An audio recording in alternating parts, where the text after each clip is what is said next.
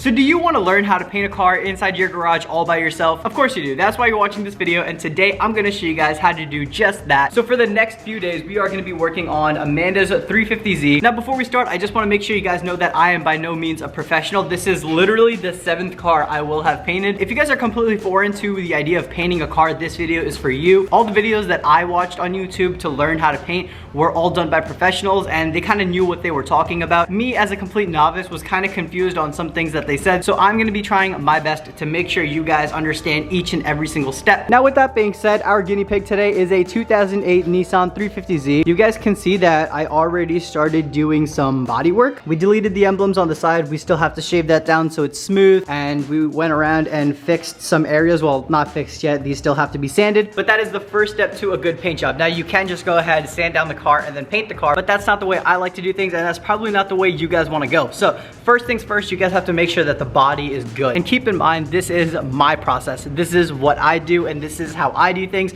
You guys can do it a little bit differently. You guys can kind of tweak it if you guys want. But like I said, the first step is to make sure that all the body panels on this car are completely smooth. So we're gonna go ahead, sand down all the Bondo to make sure everything is nice and flat. And then we're gonna take another look at the car, see if there's any dents or dings that we can fix. And if there are any, we're gonna go ahead and fix them. This is extra. Most of you guys probably aren't gonna be doing this, but I'm also gonna go ahead and mold this duckbill onto the hatch. Also, I completely forgot to mention that I'm gonna be showing you guys how to do this without any special tools. I don't have any special or expensive tools. Everything that I use is super budget friendly. Anybody can do this. I do this in my 2-car garage. You could even do it in a 1-car garage, and if you guys really wanted to, you guys could even do it outside in a driveway, but I would definitely recommend doing it in a garage. I am gonna be showing you guys how I do things, and absolutely anybody can do this.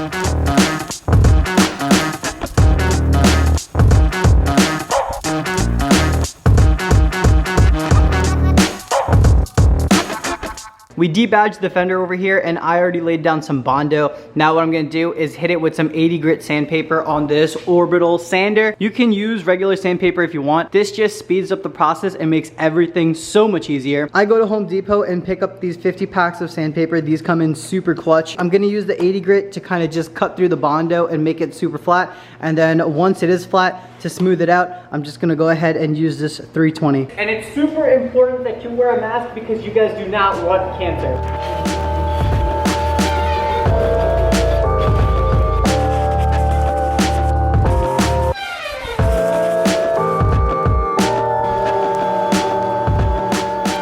So we laid down a lot of body filler, and unfortunately right now it's really humid, so it's really sticky, so we're gonna have to give it some time to dry. So while it dries, me and Amanda are gonna go ahead and sand down the whole car. We're gonna start from the front, work our way back. We're gonna be sanding it with some 320 grit with the orbital sanders. When you paint a car, you can either go down to bare metal and start from there, or you can just scuff up the clear coat. If the clear coat is okay, you can just go ahead, scuff up the clear coat, and then put primer or even paint on top of the clear coat. We are gonna go ahead and start scuffing up the entire car so that tomorrow it is ready for some primer.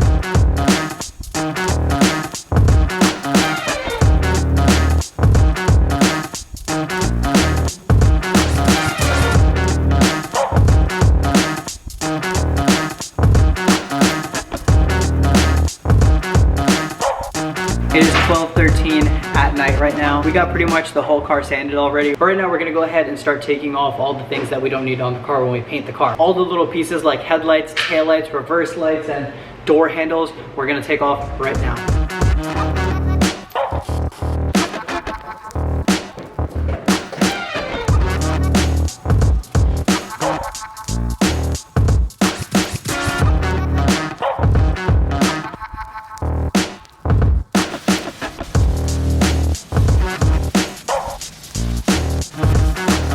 And now a word from our sponsors. What are you doing? Just reading up on Manscaped. Did you know that Manscaped is the best in men's grooming and hygiene products? Manscaped has changed the game, guys, especially with the new Perfect Package 3.0 Essentials Kit. It comes with everything you need, and if that's not enough, you can head over to their website where they have even more products that keep you nice and clean. My personal favorite is, of course, not only the Lawnmower 3.0 because the flashlight, that's a game changer, but also the ball deodorant, because you need some deodorant for your armpits so they don't stink. You also need some deodorant for the boys down there. If you guys want to snag this up, I can save you guys some money. Use code BeaKhan20 to save yourself 20% off and get free shipping. Now let's get back to the video.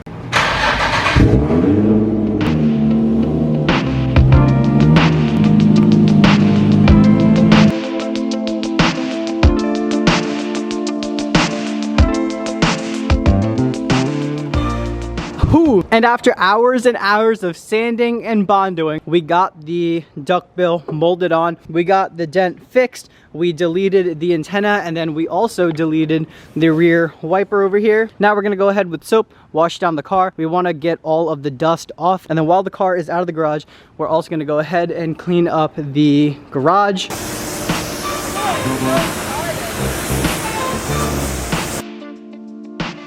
Alright, so last night we finished all the body work and we finished sanding the entire car. Today is primer day. Since this car has a lot of body work and there are some spots where the clear coat kind of faded and it went into the paint, we're just gonna go ahead, primer the whole car. To mask off the car, there's a lot of things you could use. A lot of people use the brown masking paper, whatever that is. I've used it before, I'm not the biggest fan of it. What I like to use instead, this 3M plastic sheeting. So sometimes what can happen is if you get some paint on the plastic sheeting, it can kind of flake off and the paint will just stick onto your paint that's on the car and kind of ruin the whole finish. This stuff is a little bit more pricey than regular plastic sheeting, but it makes sure that the paint doesn't flake off, so that's really, really nice.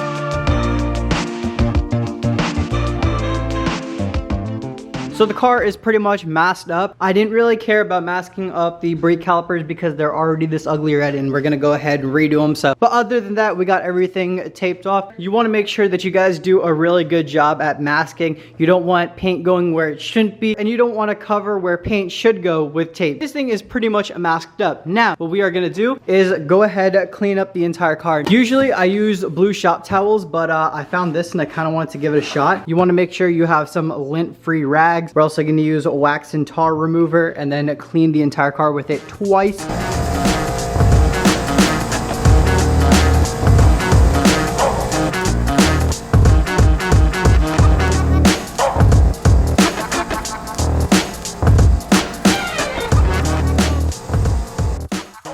Yesterday, I went ahead and laid down the primer. While I was painting, I ran into a lot of camera problems, so I don't really know how much I recorded, but along with camera problems, I also ran into a lot of paint gun problems, and that is because I was using this Harbor Freight paint gun. These cheap Harbor Freight guns usually don't really last, so the first time I used it, it worked phenomenally. The second time, which was yesterday, however, it did not work so well. Along with laying down the primer, I also went ahead and sanded down the primer with 320 grit sandpaper. This morning, I painted this piece over here, the roof, and the side mirrors, and the door handles in satin black. I really don't even know how much got recorded yesterday or how much of that is even usable footage. So today I'm gonna explain everything to you guys, and whatever I explain with paint, you kind of have to use that with primer too. With primer, it is much more forgiving because, like I said, you know, you have to sand it down. But today we're gonna be doing paint, and the first thing that I wanna tell you guys about is the paint gun. It's important to get a decent quality paint gun. I have this DeVilbiss FLG5, I believe it's called. I think I picked this up for right around $200. Now the good thing about this gun is that I can use it for paint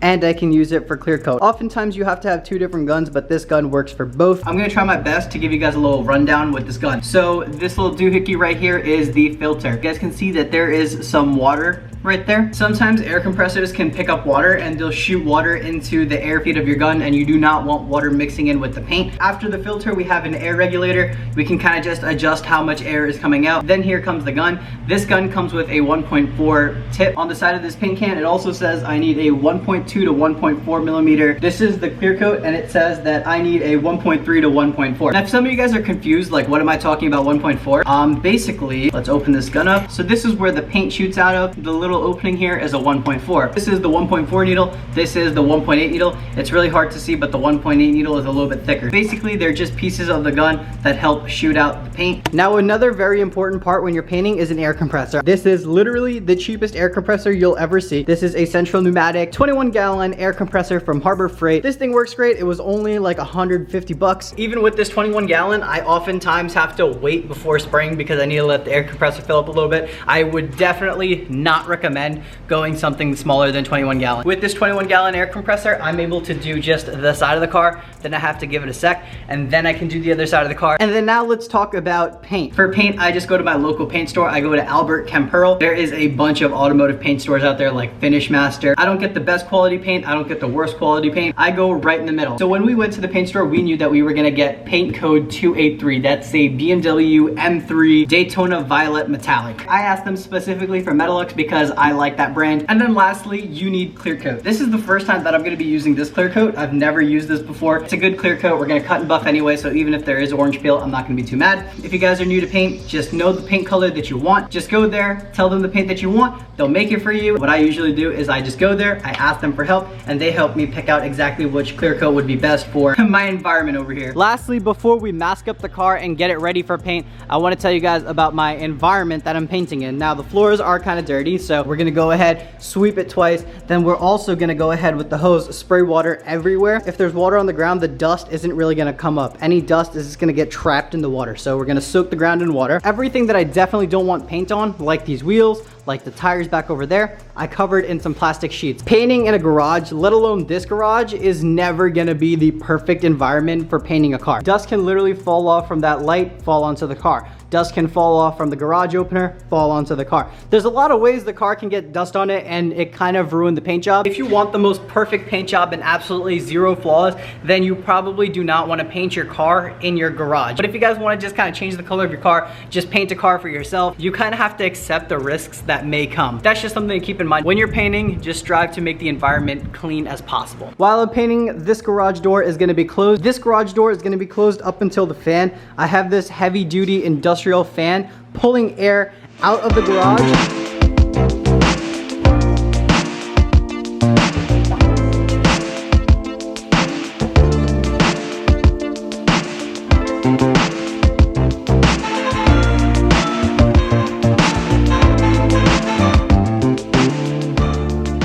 I'm gonna go ahead and start mixing up the paint. Amanda is gonna go ahead with a tack cloth and tack off the rest of the car. A tack cloth is just a sticky cloth. In case there's anything that we missed, the tack cloth is gonna pick it up. It's kind of sticky. I forgot to clean this out, but I'm gonna clean it out. But this paint is a 1-to-1 mix ratio. So we have to go to the 1-to-1 side on the cup, which is right over here.